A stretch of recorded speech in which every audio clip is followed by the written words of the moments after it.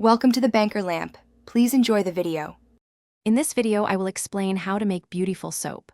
First, ensure you have all your materials ready, including safety goggles and gloves. We'll explore the cold process method, which transforms oils and lye into lovely soap. This technique allows for incredible creativity in design and scent. It's a rewarding craft that yields personalized, high-quality bars. Get ready to dive into the art and science of soap making with confidence and a touch of artistic flair.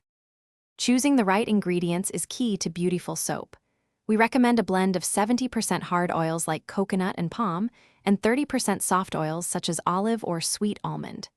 Carefully measure your lye and water, aiming for a 33% lye solution. Remember, safety is paramount.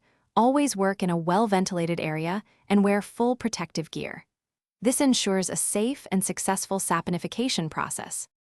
Once your oils and lye solution are at similar temperatures, around 100 to 120 degrees Fahrenheit, gently combine them. Blend until you reach trace, a pudding-like consistency.